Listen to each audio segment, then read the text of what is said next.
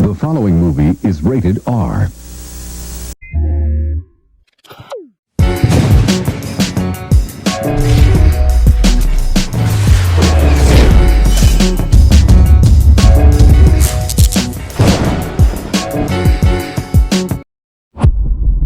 What's going on, y'all? I hope everybody is feeling fantastic. So let's just go ahead and get down. So I want to talk about Kelly Price. Yesterday, I posted a video of her going off on black men and in particular black women. And I didn't give you guys my thoughts about it or whatever the case may be, but I'm gonna give you my thoughts about how I feel about that rant that she put up on Instagram. Right now, before I say this, I want to make it clear that I am officially done with politics. I could care less about either side or who you vote for or whatever the case may be, because people don't want the truth. They want to be entertained, and I'm not going to waste my time talking about politics on this channel, but I'm just going to call it for what it is.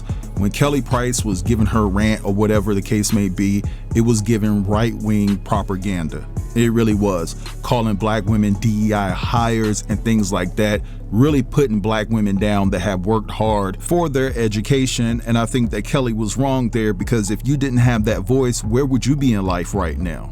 And then another thing that she said is that when black women and black men were talking about the size of her feet, she said that she's glad that Gucci can make a size 11. And I'm thinking to myself, well, Gucci is a company that has faced some criticism in the past for blackface. So I don't understand why she felt that that was a flex, but it was a flex to her. And I understand that she gets sick and tired of people talking about her, because within the black community, we can be very, very disparaging towards one another, putting each other down, talking about each other like a dog. And I understand where she's coming from, but I just don't think it's a good look for her to come out and disparage all black men and all black women, because it was just a few that came after her. There's some outstanding black men and women out here.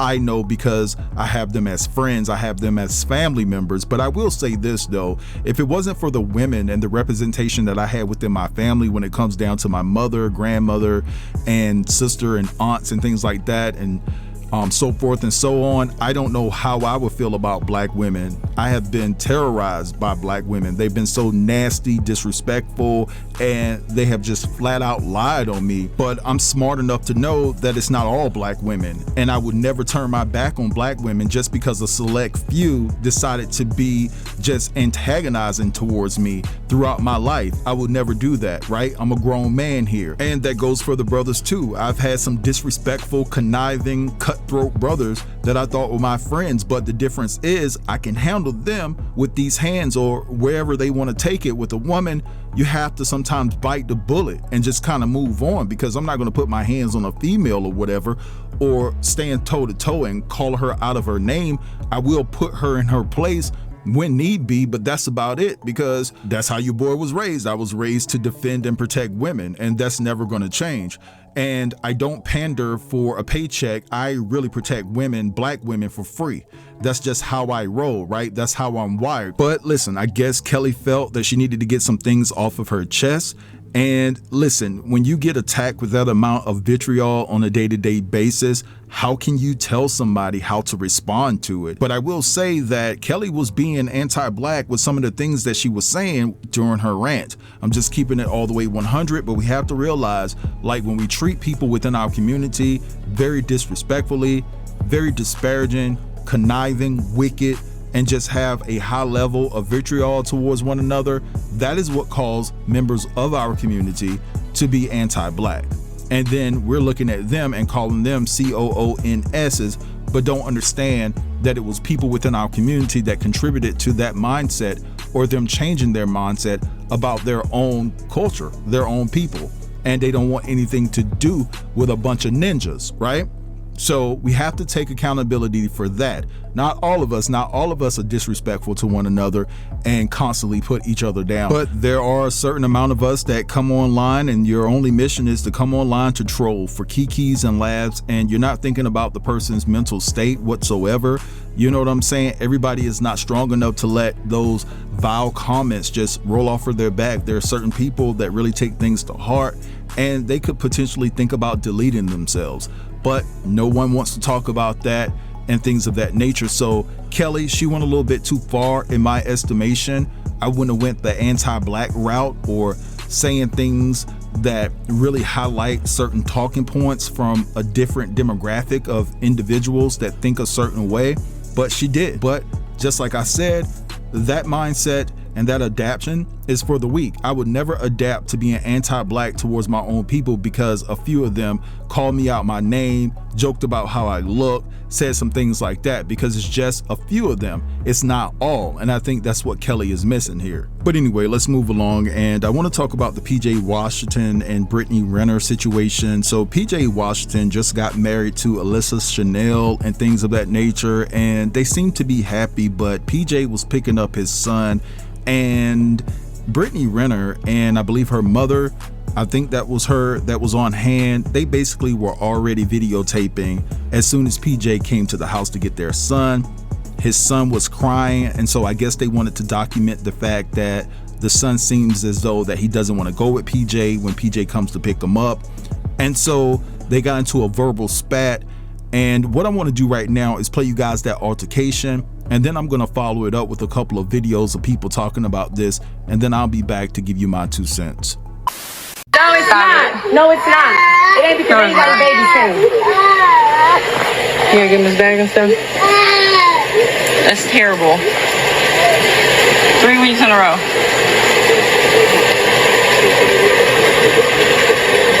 Yeah, no, it's not that at all. No, it's not. No, yeah, I will. But I'm telling you right now, every single time you come here and he cries, we're gonna record that. And it's up with me. Just know that it's up. What'd you say? I'd love to. What'd you say? I didn't stutter. I didn't hear you say it again. Suck my If you had one, man.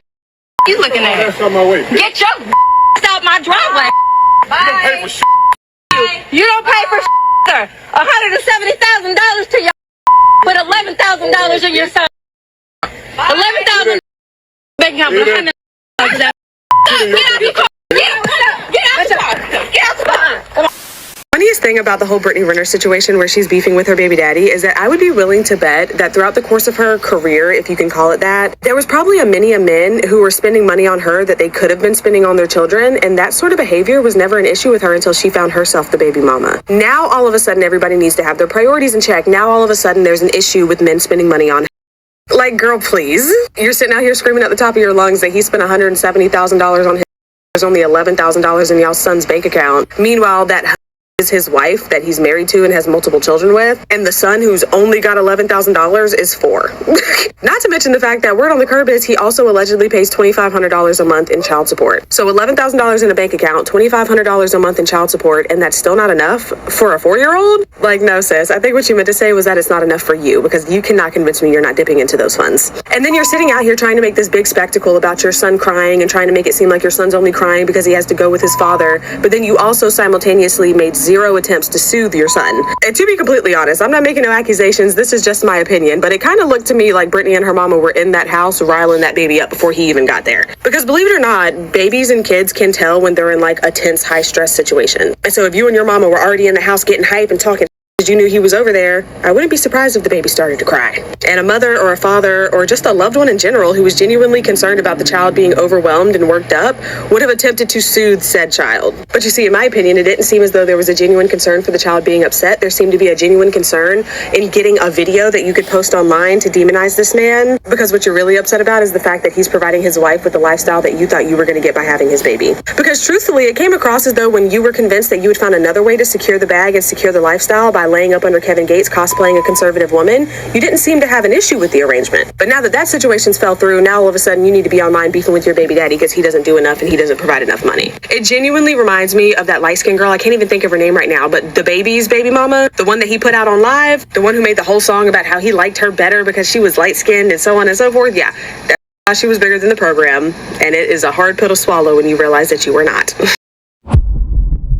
All right, so you guys just heard that. I was going to play another clip, but I think that this girl, she really covered it beautifully, so it's no need for me to play the other clip. She covered all the bases, and I just think that in this particular situation that Brittany Renner and PJ were both wrong. And the reason why I say that is because I think this was an opportunity for PJ to just move in silence, because they was trying to egg him on from the beginning, and he bit it, right? Not saying that it's going to change anything in the court of law, when it comes to child support and things like that. But Britney is definitely coming off as a bitter baby mama. Now, I don't know if she's trying to get some content for Basketball Wives. Listen, I could care less, but I will say I don't agree with PJ repeating what he said to Britney when he told Britney to S his DICK. I don't think that he should have repeated that to Britney's mom. I thought that was a little out of bounds, but I understand that he probably is fed up with Brittany Renner and all of the shenanigans and things like that. But I know that Britney is kicking herself at the end of the day because she thought that she was going to be a rich woman off of PJ, and that's clearly not the case. PJ just signed a 4-year, $90 million max deal with the Dallas Mavericks, and PJ just had a birthday and his wife brought him a Rolls Royce, and they're just living life to the fullest. So Britney is just upset because PJ is happy with another woman, right? So it's just sad when women get so upset with their baby father that they choose to weaponize the child against the father and try to dictate certain situations, but I don't think it's gonna work here. But anyway, let's move along because I want to share with you guys some information that came across my desk. Now, I know you guys are privy to Brendan Paul, who was Diddy's assistant at the time when Diddy's homes first got raided, and Diddy and his children, they were about to board the plane, but they were stopped by the FBI. And then Brendan ended up getting caught with some DRUGS, and he was arrested, and he did testify at Diddy's trial. Well, come to find out, Brendan is sitting on some major information as it pertains to Diddy. Now, before I convey this information to you guys, I just want to say that it's all alleged. I cannot confirm or deny that these events took place. And so it says here, Diddy's former assistant, Brendan Paul, is said to have proof that Diddy was responsible for Kim Porter's passing and also Shakir Stewart's passing back in 2008 in Atlanta. The hitman that was hired by Diddy to knock off Shakir is feeling guilty nowadays and is willing to come forward only if he's granted immunity. This guy says he still has the cell phone that indicates timestamps with text from Diddy asking him, was it done yet? The phone was through Metro PCS at the time, but he has kept all the receipts for all these years and says he was paid $125K for the hit. So this is what slid across my desk this morning. As you can see, it was 11:13 when I got this. And this is crazy because now my plug is hitting me up because I sent information to him. Now he's coming back with more information. So it seems as though we're about to gain some traction as it pertains to Brendan Paul having some inside information about what really happened to Kim Porter and Shakir Stewart. We know that there was a relationship between Kim and Shakir that was intimate, and Diddy may have been jealous. Doesn't mean that he actually did what they're alleging here. So I'm not going to go out on a limb and say that Diddy is responsible. Again, this is all alleged information, but at the end of the day, where there is smoke, there is absolutely fire. Because one of Diddy's former bodyguards, and I'm not going to say his name, is definitely not the couple of individuals that you've seen talking all across the internet, right? This was an individual that worked with Diddy for quite some time, and he actually quit because of Diddy's moral compass and things like that. But he told me straight up over the phone right before I put this information out that Diddy was responsible for the passing of Shakir Stewart, and he knows that without a shadow of a doubt. Again, it's still alleged information, but this is coming from one of Diddy's former security guards that confirmed to me that it's always been factual knowledge that Diddy had something to do with Shakir's passing. But anyway, I'm gonna let this go right here. I need to get some more information about this, but I want you guys to feel free to drop down in the comments to give your thoughts about everything that I discussed within this video. Don't forget to like, comment, share, and if you're new here, go ahead and subscribe to the channel. I'll check for you guys later. Peace. Thanks for watching.